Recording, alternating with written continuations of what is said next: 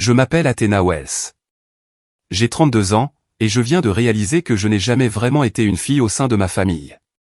Le jour où j'ai reçu l'appel de ma mère, 3 semaines à peine avant mon mariage, m'annonçant que mes parents ne pourraient pas venir, car la date tombait le jour de l'anniversaire de ma sœur, j'étais dans une cabine d'essayage de robe de mariée, un voile blanc à la main.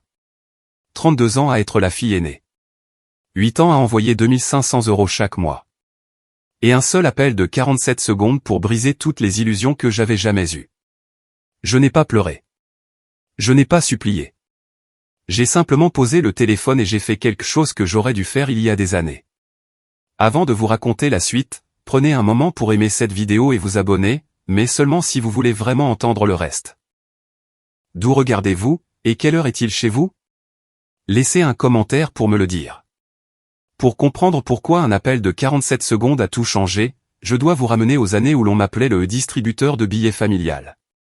J'ai grandi dans la banlieue de Portland, en Oregon, dans une maison de 3 chambres avec un jardin que ma mère adorait montrer aux voisins. Clarissa a eu la chambre avec la fenêtre donnant sur le jardin. Moi, j'ai eu la petite chambre à côté du garage, où j'entendais le chauffe-eau gémir chaque nuit. D'aussi loin que je me souvienne, ma mère avait une manière particulière de nous présenter. Voici Clarissa, ma fille, disait-elle, la main posée fièrement sur l'épaule de ma sœur.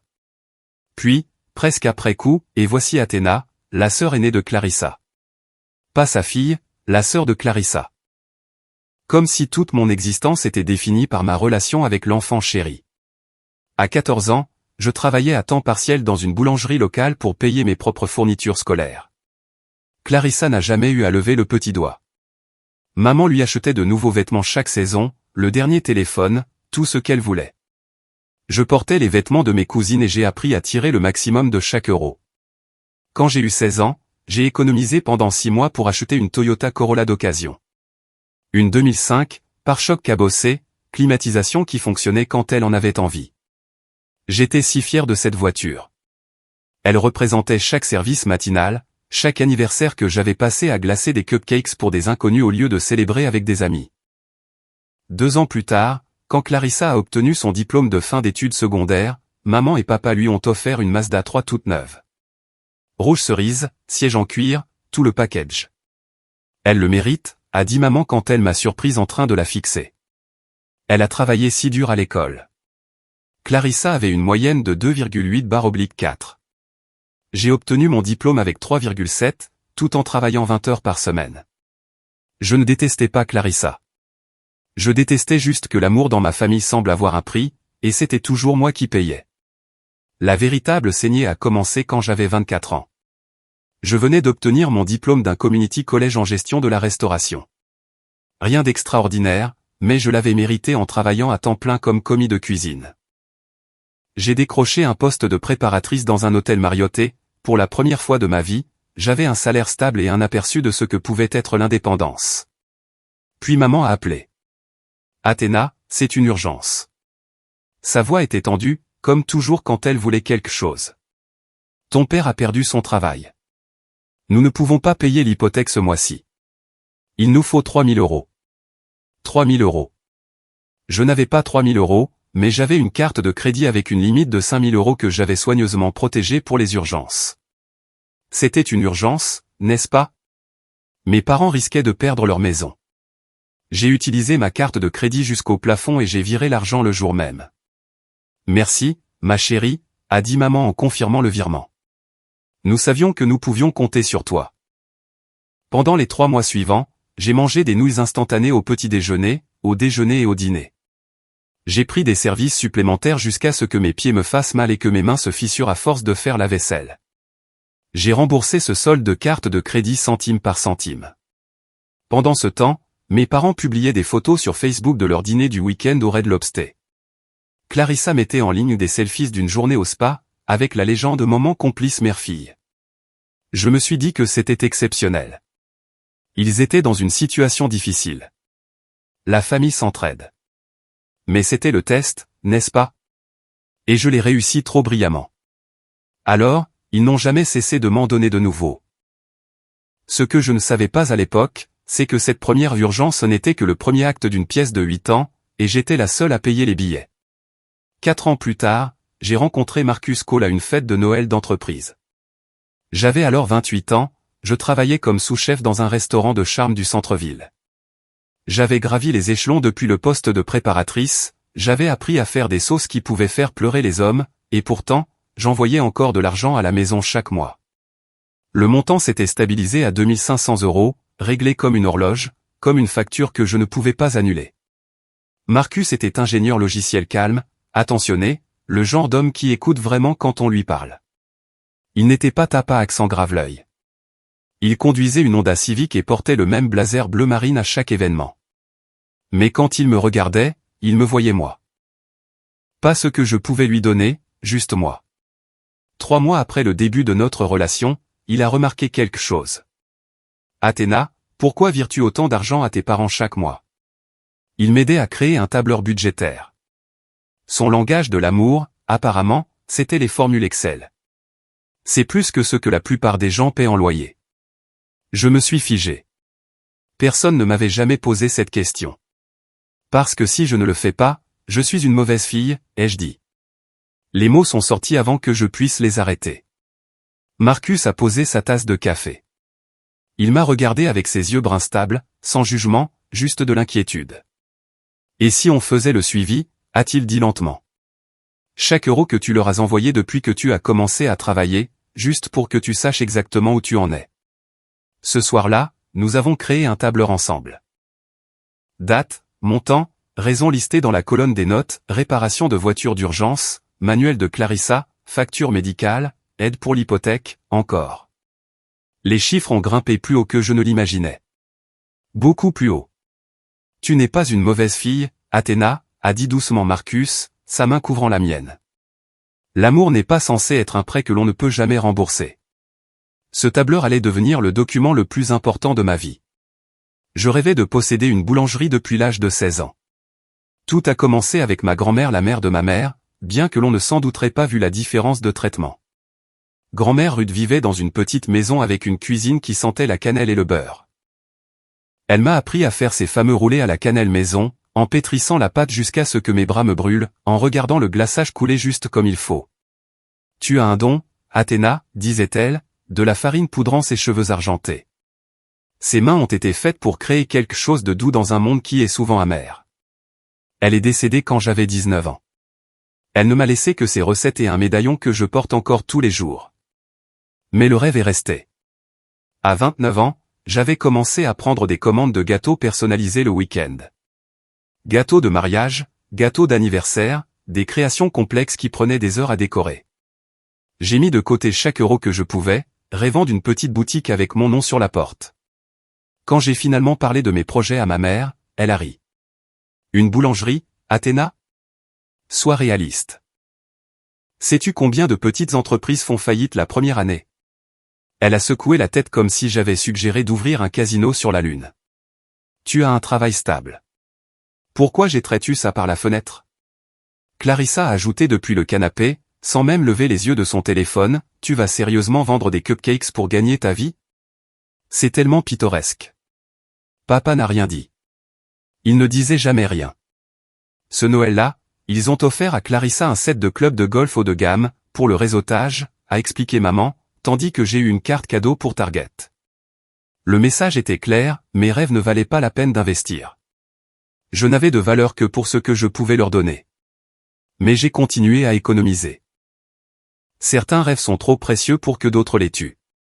La première fois que j'ai rencontré Robert et Hélène Cole, je ne savais pas que les familles pouvaient être comme ça. Marcus m'a conduite chez eux un dimanche après-midi, une modeste maison coloniale à l'Oswego, avec des rosiers le long de l'allée. Rien d'extravagant, mais chaleureux, habité. Hélène a ouvert la porte avant même que nous ayons frappé. Tu dois être Athéna. Elle m'a serré dans ses bras comme si nous nous connaissions depuis des années. Marcus nous a tant parlé de toi. Entrez, entrez. Je viens de sortir le rôti du four. La table de la salle à manger était dressée avec de vraies serviettes en tissu. Des bougies vacillaient au centre. Robert s'est levé pour me serrer la main, sa poignée ferme mais douce. Alors, Athéna, a-t-il dit en me passant le panier à pain, Marcus me dit que tu es une chef talentueuse. Quelle est ta spécialité? Personne ne m'avait jamais demandé ça. Mes propres parents ne m'avaient jamais interrogé sur mon travail, mes passions, ce qui me faisait vibrer. La pâtisserie, ai-je réussi à dire. Je veux ouvrir une boulangerie un jour. Le visage d'Hélène s'est illuminé. Oh, c'est merveilleux, Robert. N'est-ce pas merveilleux? Ça l'est, a approuvé Robert. Tu sais, je travaille dans l'immobilier commercial. Quand tu seras prête à chercher des locaux, fais-le-moi savoir. Je pourrais peut-être aider avec les négociations de bail. Je l'ai fixé. Cet homme que je venais de rencontrer, m'offrant son aide pour réaliser un rêve que mes propres parents avaient tourné en ridicule. Sur le chemin du retour, j'ai pleuré. Qu'est-ce qui ne va pas? A demandé Marcus, alarmé. Rien ne va pas, ai-je murmuré. C'est juste que... Je ne savais pas que ça pouvait être comme ça. Être comme quoi? Comme être désiré sans avoir à payer pour ça. Cette nuit-là, j'ai compris pour la première fois ce qui m'avait manqué, et ce que je refuserais que mes futurs enfants manquent. Puis Clarissa s'est fiancée, et tout s'est accéléré. Elle a rencontré Brad dans un bar sur un toit du centre-ville, un courtier en bourse aux cheveux gominés et avec une Rolex qu'il mentionnait dans chaque conversation. En 6 mois, ils étaient fiancés. En 7, ma mère était au téléphone pour exiger ma contribution au fonds du mariage. 15 000 €, Athéna. C'est ta part. J'ai failli laisser tomber le téléphone. Ma part, maman? J'essaie d'économiser pour mon propre avenir. Ton avenir? Elle a ri, de ce son strident que je ne connaissais que trop bien. Clarissa se marie maintenant. C'est son jour spécial. Tu pourras économiser l'année prochaine. J'économise depuis des années. J'essaie d'ouvrir une boulangerie. Oui, je sais. Tu peux ouvrir une boulangerie n'importe quand. Ta sœur ne se marie qu'une fois. Je voulais dire non. Chaque fibre de mon être hurlait de dire non. Mais alors, maman s'est mise à pleurer. Pas les douces larmes d'une émotion sincère, mais les sanglots bruyants et haletants qu'elle déployait comme des armes. Comment peux-tu être si égoïste? Veux-tu que je meure de honte devant la famille de Brad? Ils sont riches, Athéna. Nous devons faire bonne impression. Finalement, j'ai envoyé 10 000 €. Cela a anéanti tout mon fonds pour la boulangerie. Le mariage de Clarissa a eu lieu au Multnomah Athletic Club. Rob Vera Wang, sculpture de glace, un groupe de jazz en direct. Je faisais partie du cortège, portant une robe de demoiselle d'honneur rose que maman avait choisie spécifiquement parce qu'elle n'attirait pas l'attention au détriment de la mariée. Personne ne m'a remercié pour ma contribution, pas une seule fois. À la réception, j'ai entendu ma mère dire aux parents de Brad, « Nous sommes si fiers de nos 2 filles, mais Clarissa a toujours été la spéciale. » J'ai souri et j'ai continué à verser du champagne. 2 ans plus tard, quand ce fut mon tour de remonter l'allée, j'allais apprendre à quel point j'étais spécial pour eux. Marcus m'a demandé en mariage un soir de pluie en avril, dans le jardin où ma grand-mère cultivait ses herbes aromatiques. La maison avait été vendue il y a des années, mais les nouveaux propriétaires avaient gardé le jardin. Romarin, lavande, thym poussaient encore à l'état sauvage dans les parterres que grand-mère Ruth avait entretenus. Marcus avait réussi à obtenir leur permission de m'y emmener, pour s'agenouiller dans la terre humide, une boîte à bagues à la main. La bague n'était pas un diamant. C'était un saphir, la pierre du médaillon de ma grand-mère, que Marcus avait secrètement emmené chez un bijoutier des mois plus tôt. Il l'avait fait remonter sur quelque chose de nouveau, quelque chose qui transportait mon histoire dans notre avenir. J'ai dit oui avant même qu'il ait fini de demander. Cette nuit-là, flottant sur un nuage de bonheur, j'ai appelé ma mère pour lui annoncer la nouvelle. Fiancé? La voix de maman était plate. Au gars de l'informatique. Que fait sa famille? Il est ingénieur logiciel, maman, et ses parents sont des gens merveilleux. Mais sont-ils bien établis? Quel genre de mariage peuvent-ils se permettre? J'ai senti ma joie se dégonfler comme un ballon percé. Je n'ai pas appelé pour discuter de finances. J'ai appelé pour te dire que je vais me marier. Une longue pause, puis, eh bien, au moins, il a un travail stable. Je suppose que c'est déjà ça. Pas de félicitations. Pas de larmes de joie. Pas de « je suis si heureuse pour toi, ma chérie ». Plus tard dans la nuit, Clarissa a texté « Tu te maries avant notre 2e anniversaire ?» Un peu de mauvais goût. Marcus m'a trouvé dans la cuisine, fixant mon téléphone. Ils ne l'ont pas bien pris, n'est-ce pas, a-t-il demandé doucement. Ils ne l'ont pas pris du tout. Ils l'ont juste inventorié, comme si j'annonçais une fusion d'entreprise au lieu du plus beau jour de ma vie. Il m'a serré dans ses bras. Alors nous le fêterons avec des gens qui s'en soucient vraiment. Mes parents prévoient déjà un dîner. J'aurais dû le savoir à ce moment-là. Les signes étaient tous là, écrits en néon, mais l'espoir est une chose tenace. Et je croyais encore que le jour de mon mariage, mes parents seraient là. 6 mois avant le mariage, j'ai signé le bail d'une minuscule boutique sur Southeast Division Street, Sweetdown Bakery. Le nom m'est venu en rêve, ma grand-mère se tenant dans la lumière du matin, sortant des roulés à la cannelle du four, la cuisine baignée d'or. Robert Cole avait trouvé l'endroit lors d'une de ses recherches de propriété. Le loyer est gérable, a-t-il dit en faisant glisser les documents sur la table de sa salle à manger. Et l'ancien locataire a laissé les fours. Tu n'as qu'à apporter ton propre équipement.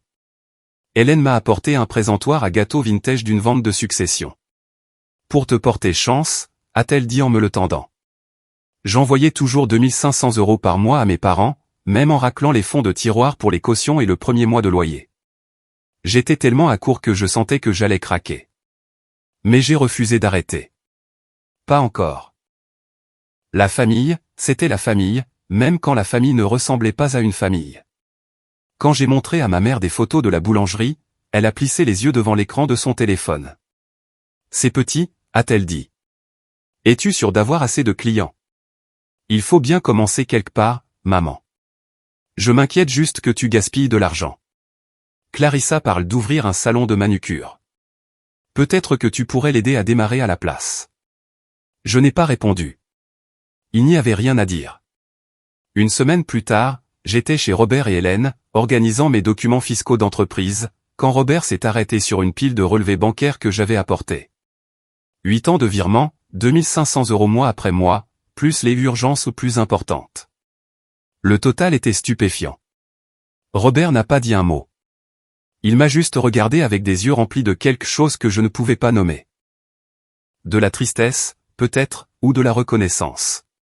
Tu as fait plus que ton devoir, Athéna, a-t-il dit doucement. Je veux que tu le saches. Je n'ai réalisé que plus tard que Robert avait tout vu, et que son témoignage compterait plus que je ne pouvais l'imaginer. 2 mois avant le mariage, j'ai envoyé les faire-part. Je les ai conçus moi-même, simple papier cartonné crème avec de la lavande pressée du jardin d'Hélène. 15 juin, y lisait-on. Veuillez vous joindre à nous pour le mariage d'Athéna Marie Wells et Marcus James Cole. J'ai remis l'invitation de mes parents en main propre, espérant qu'en me voyant, quelque chose s'allumerait, une étincelle d'excitation, une reconnaissance que leur fille allait se marier. Maman a jeté un coup d'œil à la carte et a froncé les sourcils. 15 juin. Laisse-moi vérifier le calendrier. Elle a sorti son téléphone, a fait défiler les dates, et a soupiré. C'est proche de l'anniversaire de Clarissa. Tu sais qu'elle a 28 ans le 17. Je sais quand est l'anniversaire de Clarissa, maman. Le mariage est le 15. Quand même. Elle a posé l'invitation sur le comptoir de la cuisine, à côté d'une pile de courses.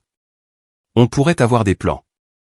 Clarissa est entrée dans la cuisine, a pris un yaourt dans le frigo, et a repéré la carte. Oh, ton truc de mariage. Brad veut aller à Cabo ce week-end-là. J'essaierai de venir, mais sans promesse. Papa est resté assis dans le salon tout le temps, regardant un tournoi de golf. Il ne s'est même pas retourné. Sur le chemin du retour, j'ai appelé Marcus. Ils ne se sont pas engagés, dis-je, la voix vide. Ils ont dit qu'ils pourraient avoir des plans? Pour ton mariage? Pour mon mariage. Un long silence. Puis Marcus a dit doucement, Athéna, peut-être qu'il est temps d'accepter que ta famille n'est pas capable d'être ce dont tu as besoin qu'elle soit. Ils viendront, ai-je insisté. Le jour J, ils seront là. Je le sais. Et s'ils ne le sont pas? Je n'ai pas répondu. Je ne pouvais pas l'imaginer. Mes propres parents choisissant de ne pas assister au jour le plus important de ma vie. Cela semblait trop cruel, trop impossible.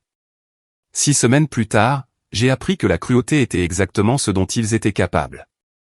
L'appel est arrivé un mardi après-midi, fin mai. J'étais dans une boutique de mariage du centre-ville, entourée de miroirs qui me montraient sous tous les angles. La robe était en soie ivoire avec de délicates perles à l'encolure. Simple mais élégante. Le genre de robe dont je rêvais depuis que j'étais petite, en regardant des films où les pères accompagnaient leurs filles à l'hôtel. Mon téléphone a vibré. Maman. Salut, maman. Je suis en fait à mon dernier essayage en ce moment. Athéna, je dois te dire quelque chose. Sa voix était neutre, comme si elle lisait une liste de courses. Ton père et moi ne pourrons pas venir au mariage. La cabine d'essayage est devenue silencieuse. La consultante qui ajustait mon ourlet a levé les yeux, inquiète. Comment ça, vous ne pourrez pas venir? Le 15 juin, c'est le week-end de l'anniversaire de Clarissa.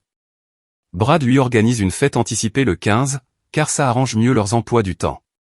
Nous ne pouvons pas manquer la célébration de l'anniversaire de notre fille. Maman, son anniversaire est le 17, et je me marie le 15. Ma chérie, ta sœur n'a qu'un seul anniversaire par an. Tu aurais pu choisir une autre date. J'ai fixé mon reflet. Une femme en robe de mariée, le téléphone collé à l'oreille, le monde s'effondrant au ralenti. Vous choisissez la fête d'anniversaire de Clarissa plutôt que mon mariage? Ne sois pas dramatique. Tu sais à quel point ces étapes sont importantes pour elle. Les collègues de Brad seront là. C'est du réseautage. Je suis aussi ta fille, maman. Bien sûr que tu le es. Mais Clarissa a plus besoin de nous en ce moment. Tu as toujours été si indépendante, Athéna. Tu t'en sortiras.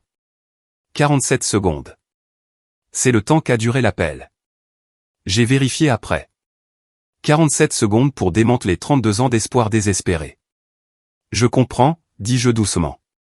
Au revoir, maman. J'ai raccroché. La consultante m'a demandé si j'allais bien. J'ai regardé mon reflet une dernière fois. Une mariée sans famille pour assister à ses vœux. Et quelque chose en moi a changé de manière permanente. Je n'ai pas pleuré dans la boutique de mariage. J'ai terminé mon essayage, j'ai payé le solde, et je suis sorti au soleil comme si de rien n'était. Marcus m'attendait à la maison quand je suis arrivé. Comment s'est passé l'essayage, a-t-il demandé, puis il a vu mon visage. Athéna, qu'est-ce qui ne va pas? Je lui ai raconté. Chaque mot que ma mère avait dit. Chaque syllabe soigneusement choisie qui avait arraché un autre morceau de mon cœur. Marcus n'a ni crié ni fulminé. Il a juste traversé la pièce et m'a serré dans ses bras. Que veux-tu faire, a-t-il demandé. Je ne sais pas, j'ai reculé, je l'ai regardé. En fait, ce n'est pas vrai. Je sais. Ce soir-là, après le dîner, je me suis assise à la table de la cuisine avec mon téléphone. L'application bancaire brillait dans l'obscurité. J'ai navigué jusqu'au virement récurrent, 2500 € prévus pour le premier de chaque mois. Bénéficiaire, Gérald et Diane Wells. 8 ans. 247 500 €. Je connaissais le chiffre exact, car Marcus et moi l'avions calculé des mois plus tôt. Plus qu'assez pour un apport pour une maison, plus qu'assez pour construire une vie. Et en retour? Même pas leur présence à mon mariage. Mon doigt a plané sur le bouton à annuler. Tu n'es pas obligé de décider ce soir, a dit doucement Marcus depuis l'embrasure de la porte. Si, je le suis.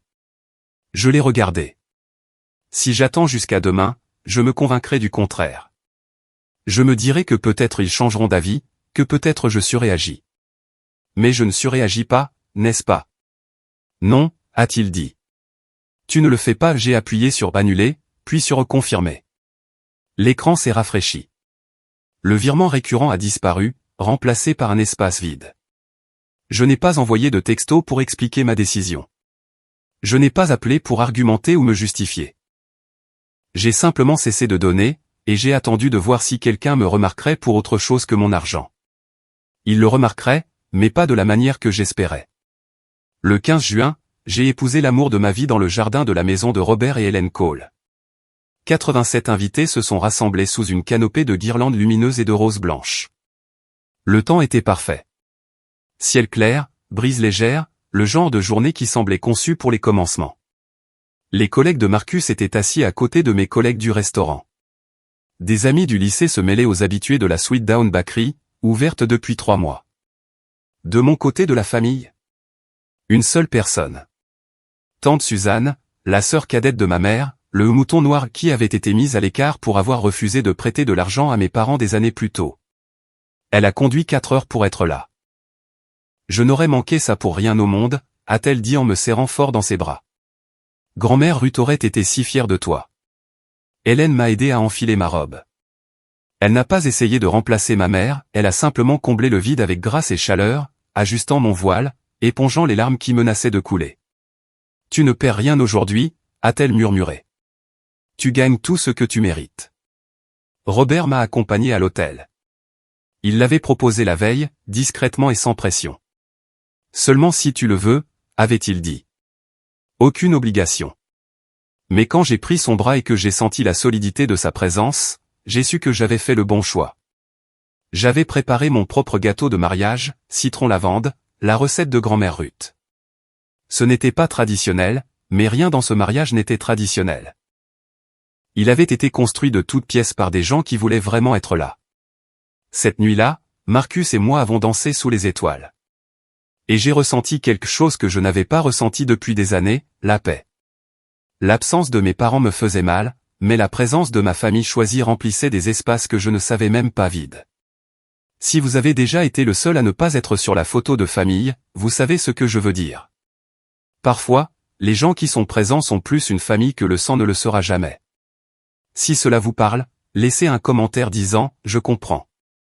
Et si vous vous demandez ce qui s'est passé quand mes parents ont finalement réalisé que l'argent avait cessé d'arriver, abonnez-vous et restez, car cette tempête ne faisait que commencer à se former. 2 semaines après ma lune de miel, ma mère a appelé.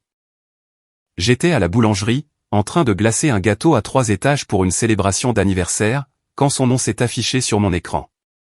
J'ai failli ne pas répondre, mais la curiosité ou peut-être le masochisme a pris le dessus. Athéna, il doit y avoir une erreur avec ta banque. Sa voix était sèche, agacée. Le virement n'est pas passé ce mois-ci.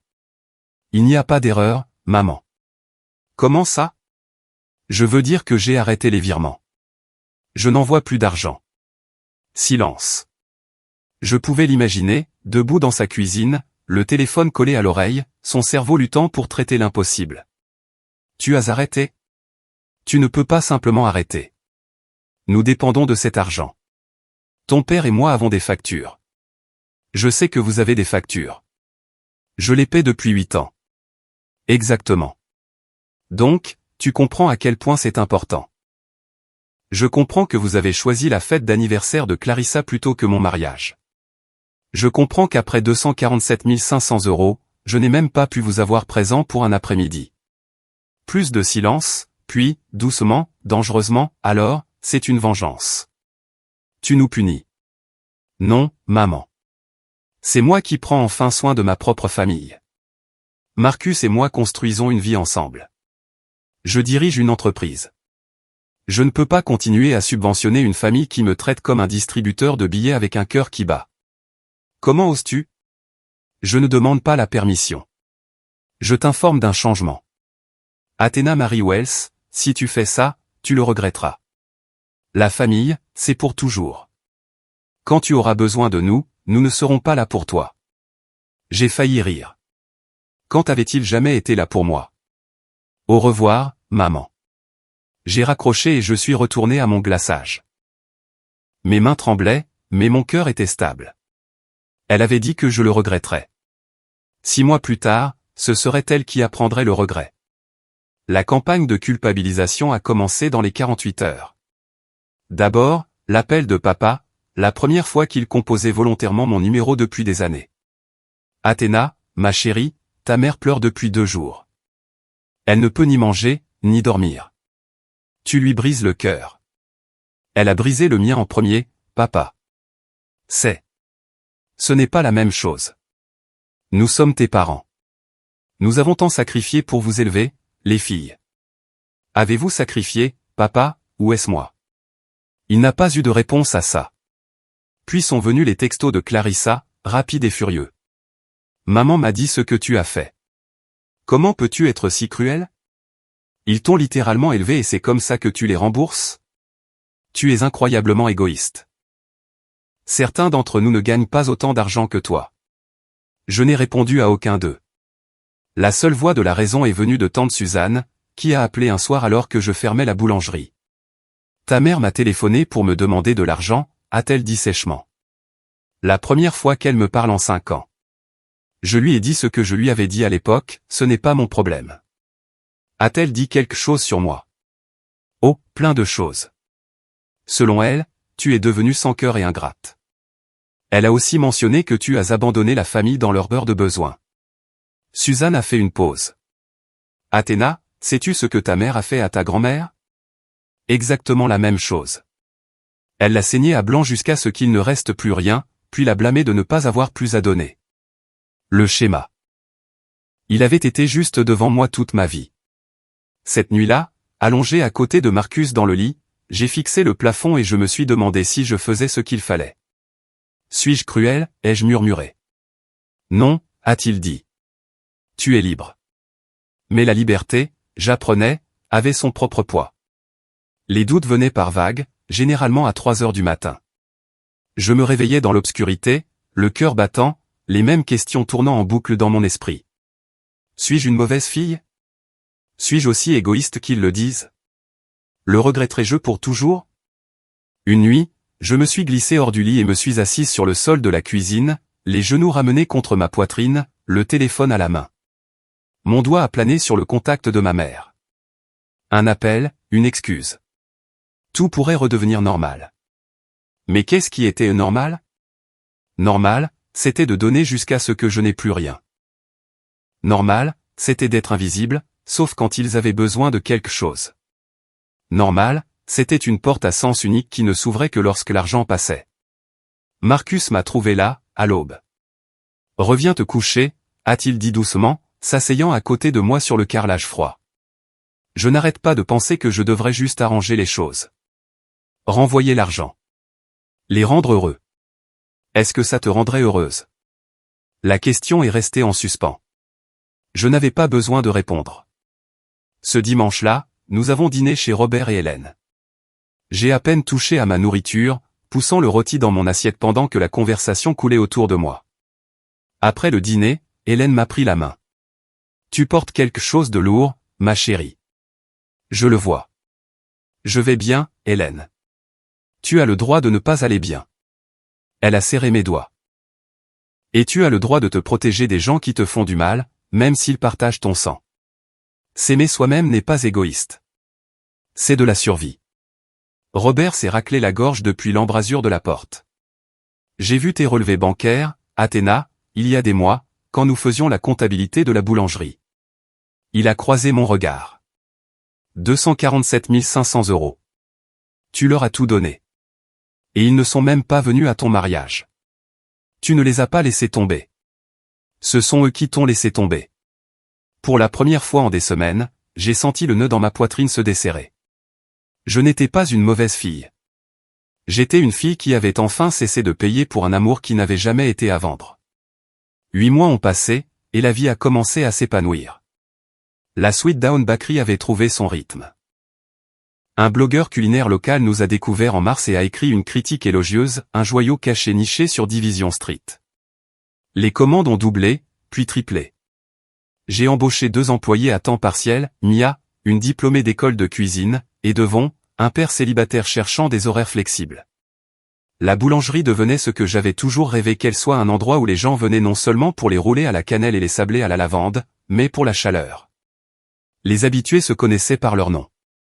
Les gâteaux d'anniversaire étaient commandés des mois à l'avance. Nous avions commencé une tradition de donner des biscuits gratuits aux enfants qui venaient après l'école. Et puis, en avril, j'ai fait un test de grossesse et j'ai vu 2 lignes roses. Enceinte. Marcus et moi sommes restés dans notre petite salle de bain, à fixer le test comme s'il pouvait changer d'avis. Puis il m'a soulevé et m'a fait tourner, tous deux riant et pleurant en même temps. On va avoir un bébé, n'arrêtait-il pas de dire. On va avoir un bébé. Hélène a pleuré quand nous le lui avons annoncé. Robert a fait de terribles blagues sur le fait d'apprendre au bébé à négocier des contrats immobiliers. Pour la première fois de ma vie, j'ai compris ce que signifiait être célébré. Non pas pour ce que je pouvais donner, mais simplement pour exister. Mes parents sont restés silencieux. Après des mois de textos ignorés et d'appels sans réponse, ils avaient cessé d'essayer de me joindre. J'ai supposé qu'ils avaient trouvé une autre solution à leur problème d'argent, ou que Clarissa avait pris le relais pour une fois. J'avais tort. Athéna, a dit tante Suzanne lors d'un de nos appels réguliers, tu devrais savoir quelque chose. Ta mère a demandé des prêts à la famille. Apparemment, Clarissa a fait de mauvais investissements. Très mauvais. L'autre chaussure était sur le point de tomber. Je ne savais juste pas qu'elle tomberait directement dans ma boulangerie. Toute l'histoire est sortie par bribes. Selon tante Suzanne, qui avait recueilli des informations auprès de divers parents, Clarissa avait convaincu mes parents d'investir leurs économies dans une opportunité garantie que Brad avait découverte, une combinaison de crypto-monnaie et de marketing multiniveau qui promettait des rendements incroyables. 80 000 € partis en 3 mois. Le cousin de Brad gérait tout ça, a expliqué Suzanne au téléphone. Ça s'est avéré être une pyramide de Ponzi. Le cousin a disparu au Mexique. Brad et Clarissa divorcent. Je me suis assise sur le banc devant ma boulangerie, le téléphone collé à l'oreille. Et mes parents? Ils utilisaient l'argent que tu envoyais comme filet de sécurité depuis des années. Sans ça, ils n'ont pas assez pour couvrir l'hypothèque. Ils ont 3 mois de retard. La banque a envoyé un avis. J'aurais dû me sentir vengé. J'aurais dû ressentir cette chaude vague de schadenfreude qui vient quand les gens qui vous ont fait du mal subissent des conséquences. Au lieu de ça, je me sentais juste fatigué. Ils vont perdre la maison, dis-je. Peut-être. À moins qu'ils ne trouvent quelqu'un pour les renflouer. Une notification de texto a vibré. J'ai jeté un coup d'œil à l'écran. Le nom de Clarissa est apparu pour la première fois en des mois. Salut Serette, on peut parler? Je sais qu'on n'a pas été proches, mais la famille c'est la famille, non? On devrait se revoir. Peut-être prendre un café. J'ai fixé le message. Après 8 mois de silence, après avoir manqué mon mariage, après des années à me traiter comme la servante de la famille c'est la famille. J'ai tapé une réponse. Je suis occupé avec la boulangerie. De quoi as-tu besoin? La réponse est venue instantanément. Rien de spécial. Je voulais juste renouer le contact. Au fait, maman a mentionné que tu réussissais très bien avec l'entreprise. C'est super. On devrait fêter ça. Peut-être que tu pourrais nous aider à régler quelques problèmes financiers aussi. La voilà. La demande, déguisée en conversation décontractée. Je n'ai pas répondu, mais j'ai commencé à me préparer à ce que je savais inévitable. Ce week-end-là, j'ai étalé 8 années sur la table de ma cuisine. Relevé bancaire, imprimé et organisé par année. Le tableur que Marcus et moi avions construit ensemble, maintenant complet avec chaque virement, chaque urgence, chaque euro qui avait coulé de mon compte à celui de mes parents. Date de transaction surlignée en jaune, totaux courant en gras. 247 500 €. Qu'est-ce que tu fais? A demandé Marcus, en posant 2 tasses de café sur la table. Je m'assure de savoir exactement ce qui s'est passé. J'ai feuilleté les pages. S'ils viennent demander de l'argent quand ils viendront demander, je veux avoir les faits devant moi, pas les émotions. Les faits. Tu penses qu'ils vont vraiment se présenter? Je sais qu'ils le feront. Ils ont épuisé tout le monde. Je suis la dernière option. Il s'est assis à côté de moi, étudiant les documents. Et que diras-tu? Je ne sais pas encore. Mais je ne les laisserai pas déformer la situation. Je ne les laisserai pas faire de moi la méchante dans une histoire où j'ai tout donné et n'ai rien reçu en retour. Sur le coin de la table se trouvait un autre bout de papier, l'échographie de mon rendez-vous de 12 semaines. Notre bébé, de la taille d'un citron vert, le cœur battant fort et régulièrement. Je l'ai prise, la tenant à côté des relevés bancaires. C'est ça que je protège maintenant, dis-je doucement. Ce bébé n'aura jamais à acheter l'amour de sa grand-mère. Il ne sera jamais comparé à un cousin où on ne lui dira jamais que ses rêves ne valent pas la peine d'être investis. Il saura dès le premier jour qu'il est assez, exactement comme il est. Marcus a couvert ma main de la sienne. Quoi qu'il arrive, a-t-il dit, nous y ferons face ensemble. J'ai hoché la tête, rassemblant les documents dans un dossier soigné. La confrontation approchait. Je pouvais la sentir monter comme un orage à l'horizon. Mais cette fois, je ne serais pas sans défense. Cette fois, la vérité parlerait pour moi. La célébration du premier anniversaire de la Sweet Down Bakery a eu lieu un samedi de fin octobre. Je l'avais planifié pendant des mois, une véritable grande ouverture, le genre que je ne pouvais pas me permettre au début. Nous avons décoré la boutique avec des feuilles d'automne et des lumières dorées. Les vitrines débordaient de friandises de saison, roulées à la cannelle à la citrouille épicée, tartelettes au pacane et à l'érable, beignets au cidre de pomme. Une journaliste du Portland Monthly avait confirmé qu'elle passerait pour un article sur les entreprises locales appartenant à des femmes. À midi, la boulangerie bourdonnait. Les habitués remplissaient les tables du café. Robert et Hélène sont arrivés avec des fleurs et du champagne. Marcus se déplaçait dans la foule, serrant des mains, faisant en sorte que tout le monde se sente le bienvenu. J'étais derrière le comptoir, en train d'emballer un gâteau personnalisé, quand la cloche au-dessus de la porte a sonné. J'ai levé les yeux. Ma mère est entrée la première, portant une robe que je n'avais jamais vue, probablement achetée avant leurs problèmes financiers. Derrière elle venait mon père, les mains dans les poches, les yeux balayant nerveusement la pièce. Et derrière eux deux, Clarissa, plus mince que dans mon souvenir, le maquillage ne dissimulant pas tout à fait les cernes sous ses yeux. Personne ne souriait. Le brouhaha dans la boulangerie s'est calmé. Quelque chose dans l'air a changé. Cette conscience instinctive de l'entrée d'un conflit dans un espace. Maman m'a repéré derrière le comptoir. Elle a redressé les épaules et s'est dirigée directement vers moi, se faufilant entre les clients comme s'ils n'étaient même pas là. Athéna. Sa voix a porté à travers la boutique. Nous devons parler. De la famille. Hélène, debout près de la vitrine à pâtisserie, s'est rapprochée de moi. Robert a posé sa flûte de champagne. Marcus est apparu à mon coude. Ce n'est pas vraiment le moment, maman. Quand est-ce le moment? Tu ne réponds pas à nos appels. Tu ne réponds pas aux messages. Elle a fait un geste vers la boulangerie. Mais tu as du temps pour tout ça. Tous les yeux de la pièce étaient maintenant sur nous. J'ai pris une profonde inspiration. D'accord, maman. Parlons de la famille. Ma mère n'a jamais appris l'art de lire une pièce. Tu nous as abandonnés. Sa voix a résonné dans la boulangerie, assez aiguë pour couper le verre. Tes propres parents, ta propre famille, et tu nous as simplement coupé de ta vie sans préavis, sans aucune considération pour ce que nous avons fait pour toi. J'ai senti la main de Marcus dans mon dos, stable, rassurante. Derrière maman, j'ai vu une cliente habituée, Madame Patterson, poser sa tasse de café avec un froncement de sourcils inquiet. Maman, ce n'est vraiment pas as-tu la moindre idée de ce que nous traversons, a-t-elle poursuivi, imperturbable. Ton père ne dort plus depuis des semaines. Nous risquons de perdre notre maison. Et toi, tu es là à faire des fêtes et à agir comme si nous n'existions pas. Clarissa s'est avancée, jouant son rôle de soutien. Elle a raison, Athéna. Tu as cette entreprise florissante, et tu ne peux même pas aider ta propre mère. Quelle sorte de fille fait ça? J'ai remarqué que la journaliste du Portland Monthly avait sorti son téléphone. Enregistrait-elle ou prenait-elle des notes? Je ne pouvais pas le dire. Quelle sorte de fille? Ai-je répété doucement. C'est une bonne question, Clarissa. Laisse-moi te montrer. Papa a finalement parlé, sa voix douce et suppliante. Athéna, ma chérie, ne faisons pas de scène. Rentre juste à la maison. Parlons-en en privé. Nous pouvons arranger ça en famille. En famille? Quelque chose en moi a cédé. Pas violemment, mais nettement, comme un nœud qui se défait enfin. Est-ce que c'est ce que nous sommes? J'ai attrapé le dossier que j'avais rangé sous le comptoir ce matin. Une partie de moi le savait. Une partie de moi attendait.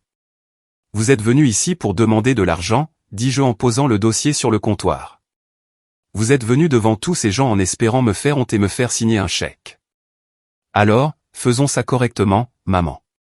Parlons de ce à quoi cette famille va vraiment ressembler ces 8 dernières années. J'ai ouvert le dossier.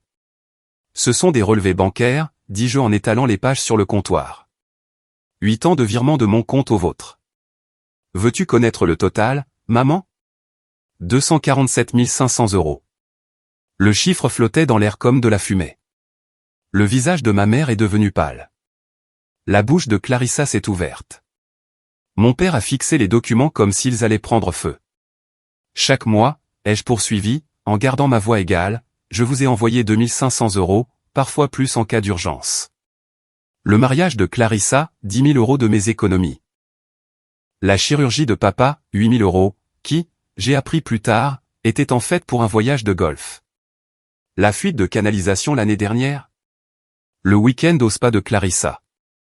J'ai pointé une page spécifique. Voici le 15 juin, le jour de mon mariage. Vous remarquez quelque chose de spécial? Pas de virement de votre part, pas de cadeau, pas de carte. Vous n'êtes même pas venu parce que vous étiez à la fête d'anniversaire de Clarissa, une fête qui n'était même pas le jour de son anniversaire. Madame Patterson a eu un hoquet de surprise. Le téléphone de la journaliste enregistrait définitivement maintenant. 247 500 €, et je n'ai pas pu acheter votre présence pour un après-midi. J'ai refermé le dossier. Alors, non, maman. Je n'abandonne pas la famille. La famille m'a abandonné il y a longtemps. J'ai juste fini par m'en rendre compte. Clarissa a bafouillé, c'est. Tu ramènes ça à l'argent alors qu'il s'agit d'amour. Vraiment? Alors dis-moi, Clarissa, quand est-ce que tu m'as appelé pour la dernière fois juste pour parler? Pas pour demander quelque chose, juste pour savoir comment j'allais? Silence. J'attends. Plus de silence. J'ai posé ma main sur mon ventre, encore plat, mais contenant tout ce qui comptait. Je suis enceinte, dis-je. Et mon enfant n'aura jamais à se demander si sa grand-mère l'aime, parce qu'il en aura une qui l'aime. Elle est juste là. J'ai regardé Hélène. Elle pleurait. Athéna, tu ne peux pas faire ça. La voix de ma mère s'est brisée, non pas de tristesse, ai-je réalisé, mais d'humiliation d'être exposée. Elle a jeté un coup d'œil aux clients qui regardaient, à la journaliste, aux preuves indéniables étalées sur le comptoir. Les gens regardent. Tu nous mets dans l'embarras. Non, maman. Tu t'es mise dans l'embarras le jour où tu as choisi une fête d'anniversaire plutôt que le mariage de ta fille. Je ne fais que te tendre un miroir. J'ai rassemblé les relevés bancaires et les ai remis dans le dossier. Mes mains ne tremblaient pas. Ma voix ne tremblait pas. Pour la première fois de ma vie, je me sentais complètement, totalement solide. Voici ce qui va se passer, dis-je. Vous allez quitter ma boulangerie. Vous allez arrêter d'appeler, d'envoyer des textos, de vous présenter à mon entreprise pour demander de l'argent. Et je vais continuer à vivre ma vie avec mon mari, mes beaux-parents, et mon bébé. Ton bébé? Les yeux de maman se sont baissés sur mon ventre. Tu vas avoir un bébé et tu n'allais même pas nous le dire? Pourquoi l'aurais-je fait? Pour que tu puisses me demander à quel point cela affecterait mes revenus? Le visage de Clarissa s'est tordu. C'est de la folie. Tu nous coupes complètement de ta vie pour une vieille rancune. Ce n'est pas une rancune, Clarissa. C'est une limite. Papa s'est finalement avancé. Athéna, s'il te plaît. Je sais que nous avons fait des erreurs. Des erreurs? Je l'ai regardé, vraiment regardé. Les erreurs, c'est d'oublier un anniversaire. Les erreurs, c'est de manquer un appel. Choisir de ne pas assister au mariage de sa fille est un choix, papa. Et ce que je fais maintenant en est un aussi. Hélène s'est mise à mes côtés. Robert s'est positionné de l'autre côté. La main de Marcus a trouvé la mienne. Ma famille. Ma vraie famille. Cette boulangerie s'appelle Sweet Down, dis-je doucement. Savez-vous pourquoi? Parce que ma grand-mère, celle que vous avez ignorée jusqu'à ce qu'elle n'ait plus rien, m'a dit que je pouvais créer quelque chose de doux dans un monde qui est souvent amer. C'est ce que je fais. Sans vous. J'ai fait un signe de tête vers la porte. S'il vous plaît, partez. La pièce a retenu son souffle. Si ce moment vous parle, si vous avez déjà dû choisir votre paix plutôt que les attentes de quelqu'un d'autre, commentez et respect. Et si vous voulez savoir ce qui s'est passé après qu'ils aient franchi cette porte, restez avec moi. Nous sommes presque à la fin. Pendant un moment, personne n'a bougé. Le visage de ma mère a passé par une série d'émotions comme une machine à sous, le choc, puis la colère, puis quelque chose qui aurait pu être de la honte, si elle en était capable. Clarissa avait des larmes qui coulaient sur ses joues, bien que je ne puisse dire si c'était par chagrin sincère ou par orgueil blessé. Et puis, une voix a percé le silence. Excusez-moi. Madame Patterson, 63 ans, enseignante à la retraite, cliente régulière depuis le premier jour, s'est levée de sa table. Je viens à cette boulangerie tous les samedis depuis 1 an, a-t-elle dit en s'adressant directement à ma mère. Athéna se souvient du nom de mon mari, me demande des nouvelles de ses traitements, lui met de côté son muffin préféré même quand il est épuisé. Le mois dernier, quand je ne pouvais pas me permettre un gâteau d'anniversaire pour mon petit-fils, elle en a fait un quand même et n'a pas voulu que je paie. Elle a pointé le dossier des relevés bancaires. Cette femme vous a donné 250 000 €, et vous n'avez pas pu venir à son mariage? La voix de Madame Patterson tremblait d'indignation. Vous devriez avoir honte. Un murmure a parcouru la boulangerie, des têtes hochant leur approbation. Quelqu'un au fond a marmonné, incroyable. Le sang-froid de ma mère s'est effondré. Elle a attrapé le bras de mon père, l'entraînant vers la porte. Allons-y, Gérald. Nous n'avons pas besoin d'être humiliés par des étrangers. Vous vous êtes humilié vous-même, a crié Madame Patterson après eux. Tout ce qu'elle a fait, c'est de montrer les preuves. Clarissa a hésité, me regardant avec quelque chose qui approchait de la confusion, comme si elle ne comprenait vraiment pas comment nous en étions arrivés là, comme si elle n'avait jamais envisagé que les actions avaient des conséquences. Clarissa, dis-je doucement. Au revoir. Elle s'est retournée et a suivi nos parents dehors. La cloche a sonné. La porte s'est refermée. Et juste comme ça, 32 ans à essayer de gagner l'amour de ma famille ont pris fin. Hélène m'a serré dans ses bras. Marcus m'a embrassé sur la tempe. Madame Patterson est retournée à son café avec un signe de tête satisfait. La fête a continué. Le reste de l'après-midi s'est déroulé dans un flou étrange et paisible. La journaliste du Portland Monthly m'a approché après le départ de ma famille, son carnet à la main. Je suis venu écrire sur les femmes entrepreneurs, a-t-elle dit prudemment. Mais ça, c'était autre chose. Voulez-vous que je l'omette? J'ai réfléchi à la question. Une partie de moi voulait se cacher, garder la laideur privée. Mais une autre partie, celle qui avait passé 32 ans à être invisible, était fatiguée de rester petite. Écrivez ce que vous avez vu, dis-je. Mais cette histoire ne parle pas de vengeance. Elle parle de construire quelque chose qui vaut la peine d'être protégé.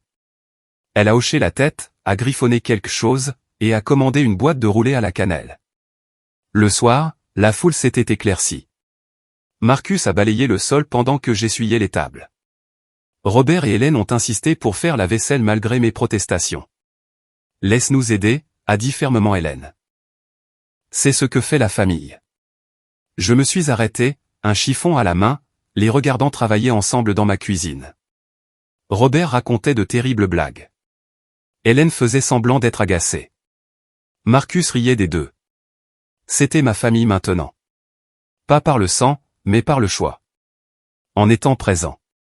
Plus tard, en fermant pour la nuit, Marcus m'a serré contre lui sous les guirlandes lumineuses que nous avions accrochées ce matin-là. Comment te sens-tu? J'y ai pensé. La confrontation, les relevés bancaires, le spectacle public. Je me sens. J'ai cherché le mot juste. Légère. Comme si j'avais porté quelque chose de lourd pendant si longtemps que j'avais oublié ce que c'était de se tenir droite. Tu as gagné, tu sais. Il n'y a pas de trophée pour ça. Je sais. J'ai regardé ma boulangerie, les lumières chaudes, les vitrines, l'enseigne peinte à la main. Mais je n'ai pas perdu non plus. J'ai juste finalement arrêté de jouer à un jeu que je ne pouvais jamais gagner. Il m'a embrassé sur le front. Prête à rentrer à la maison? Oui, ai-je souri. Je le suis vraiment. Au cours des 3 mois qui ont suivi, j'ai observé de loin les conséquences se dérouler. Tante Suzanne m'a tenu au courant, malgré mes protestations que je n'avais pas besoin de savoir. Tes parents ont vendu la maison, a-t-elle rapporté en décembre. Ils en ont obtenu moins que la valeur du marché parce qu'ils étaient désespérés. Ils louent maintenant un appartement de 2 chambres à Gresham. J'ai ressenti quelque chose quand elle me l'a dit. Pas de la satisfaction, exactement, mais pas de la peine non plus. Plutôt la reconnaissance sourde de l'inévitable. Et Clarissa? Brad est parti. Il a déménagé à Seattle avec une femme qu'il a rencontrée en ligne. Le divorce est moche. Elle vit maintenant avec tes parents. Tous les 3 entassés dans cet appartement. Je l'ai imaginé. Ma mère, qui avait passé des décennies à cultiver une image de succès suburbain, partageant maintenant des murs avec des étrangers, écoutant les disputes à travers le plancher. Ma sœur, l'enfant chéri, réduite à dormir de nouveau dans son lit d'enfant. Ta mère a essayé de t'envoyer un email, au fait, a ajouté Suzanne, quelque chose sur la réconciliation. J'avais vu l'email. 3 pages de reproches soigneusement formulés.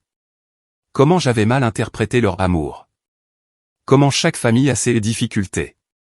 Comment garder rancune ne fait de mal qu'à soi-même. Pas d'excuses. Pas de reconnaissance de ce qu'ils avaient fait. Juste une reformulation du récit pour faire de moi la méchante à nouveau.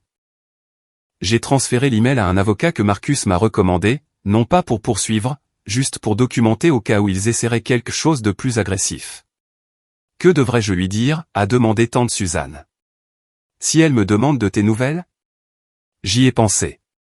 Dis-lui que je suis heureuse. Dis-lui que je construis une vie avec des gens qui sont présents. Et si elle demande de l'argent? J'ai failli rire. Dis-lui que le distributeur est fermé en permanence. Ce Noël-là, Marcus et moi avons organisé un dîner pour 10 personnes. Les Cole, tante Suzanne, des collègues de la boulangerie, des amis devenus une famille. Nous avons ri, trop mangé, et n'avons pas parlé des absents. Certaines absences sont des pertes. D'autres sont juste un espace pour respirer. Un soir chaud de fin mai, je me tenais dans la cuisine de la Sweet Down Bakery, nourrissant ma fille, Lily Down Cole, âgée de 7 semaines, avec les yeux bruns de son père et, j'aime à l'imaginer, le menton têtu de ma grand-mère. Elle était arrivée un matin pluvieux d'avril, et dès l'instant où je l'ai tenue dans mes bras, j'ai compris quelque chose que j'avais poursuivi toute ma vie. Ça, cette chaleur dans mes bras, ce petit être humain qui n'avait besoin de rien de moi, sauf de ma présence, c'était ça, l'amour. Hélène avait été là pour la naissance, me tenant la main quand Marcus est sorti pour donner des nouvelles à la famille. Robert faisait les 100 pas dans la salle d'attente, répétant des blagues de grand-père. Quand Lily est enfin arrivée, ils ont tous les deux pleuré plus fort que moi. Elle est parfaite, a murmuré Hélène, touchant la joue de Lily avec des doigts tremblants. Elle est absolument parfaite. J'ai pensé à appeler ma mère. L'instinct était toujours là, enfoui au plus profond, cette petite fille qui voulait juste que sa maman s'en soucie. Mais ensuite, j'ai regardé Hélène, Robert, le cercle de personnes qui nous avaient choisis, et l'envie s'est estompée. La boulangerie s'était agrandie. L'article du Portland Monthly avait attiré une avalanche de nouveaux clients, et j'avais embauché 2 employés supplémentaires pour faire face à la demande. Nous avions commencé à vendre en ligne, expédiant les roulés à la cannelle de grand-mère Ruth à travers le pays. Tout ce que j'avais toujours voulu était là. Non pas donné, mais construit. Brique par brique, fournée par fournée.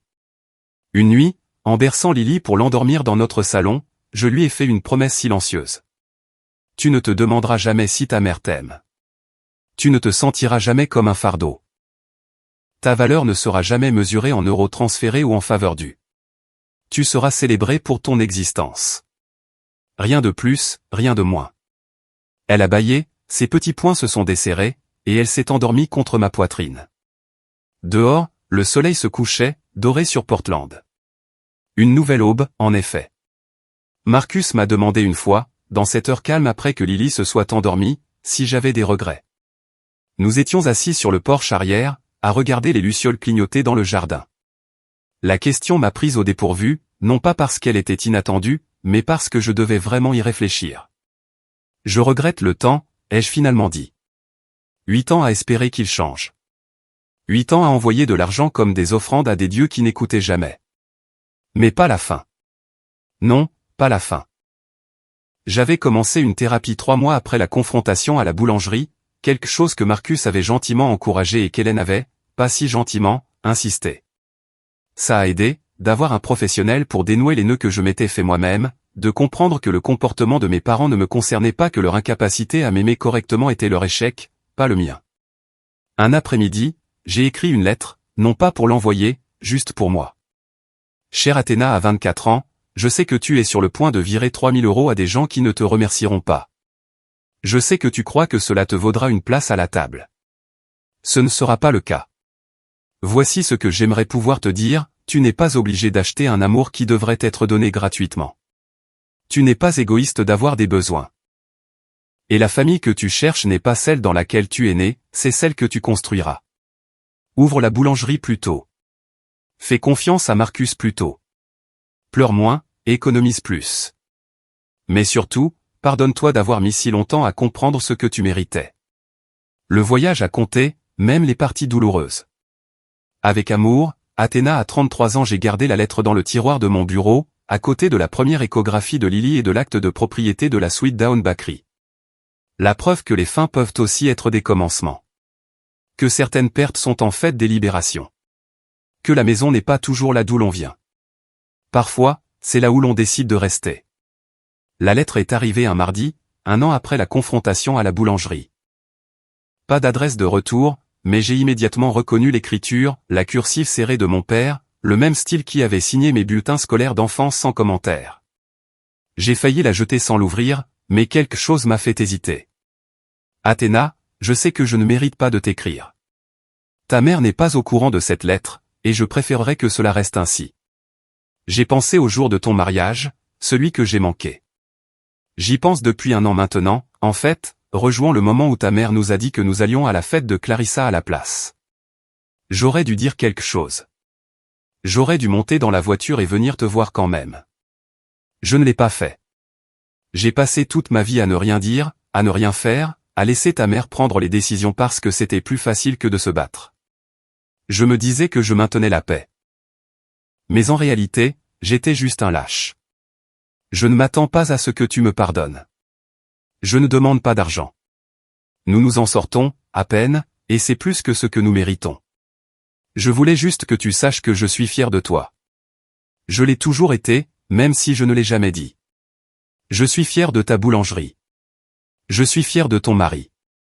Je suis fier de la femme que tu es devenue, malgré tout ce que nous ne t'avons pas donné. Tu méritais de meilleurs parents. Je suis désolé que tu nous aies eus à la place. Papa, j'ai lu la lettre 3 fois. Puis j'ai pleuré, non pas de douleur, mais de quelque chose de plus difficile à nommer. De la peine, peut-être, pour la relation que nous n'avions jamais eue. Du soulagement que, quelque part, d'une petite manière, il me voyait enfin. Marcus m'a trouvé dans la cuisine, la lettre à la main. Bonne ou mauvaise nouvelle? Ni l'un ni l'autre. Juste la vérité. Enfin. Je n'ai pas répondu. Pas encore. Peut-être un jour. Pour l'instant, j'ai rangé la lettre dans le tiroir de mon bureau et je suis allé voir Lily. Certaines portes restent fermées, d'autres restent entr'ouvertes. Et c'est bien aussi. Si je suis honnête, et j'ai essayé de l'être avec vous tout ce temps, je ne pense pas que ma mère soit mauvaise. Je pense qu'elle est brisée. Elle a grandi dans la pauvreté, fille d'immigrants qui avaient chacun 3 emplois et ne pouvaient toujours pas se permettre de chauffage en hiver. Ce genre d'enfance laisse des cicatrices. Elle s'est frayé un chemin jusqu'à la classe moyenne et a passé le reste de sa vie terrifiée à l'idée de retomber. Clarissa belle, charmante, socialement gracieuse représentait tout ce que ma mère aurait souhaité être. Je représentais tout ce qu'elle essayait de fuir, simple, pratique, les mains toujours couvertes de farine. Il ne s'agissait pas d'aimer Clarissa davantage. Il s'agissait de s'aimer moins elle-même, et de me voir comme un miroir auquel elle ne voulait pas faire face. Est-ce que ça excuse ce qu'elle a fait? Non. Est-ce que ça l'explique? Peut-être. Mon père a choisi la paix plutôt que la justice, le confort plutôt que le courage. Il n'était pas malveillant, juste faible. Et la faiblesse, à sa manière, peut blesser aussi profondément que la cruauté. Je ne vous dis pas cela pour que vous les preniez en pitié. Je vous le dis parce que comprendre n'est pas la même chose que pardonner, et je pense qu'il est important de connaître la différence. Alors, voici ce que j'ai appris, pour ce que ça vaut, l'amour conditionnel n'est pas de l'amour, c'est du commerce. Fixer des limites n'est pas de la cruauté, c'est de la survie. Et la famille que l'on se construit peut être tout aussi réelle que la famille dans laquelle on est né. Parfois, plus réelle. Si vous êtes le distributeur de billets de quelqu'un, si vous donnez toujours et ne recevez jamais, si vous êtes debout dans une robe de mariée en vous demandant pourquoi vos parents ne sont pas là, écoutez-moi, vous n'êtes pas brisé. Vous n'êtes pas égoïste. Vous voyez juste enfin clairement. Merci d'être resté avec moi tout au long de cette histoire. Si elle a touché quelque chose en vous, laissez un cœur dans les commentaires ou partagez votre propre expérience si vous êtes prêt. Abonnez-vous si vous voulez entendre d'autres histoires comme celle-ci, et consultez la description pour une autre vidéo que je pense que vous apprécierez. N'oubliez pas, l'aube vient après l'obscurité, à chaque fois.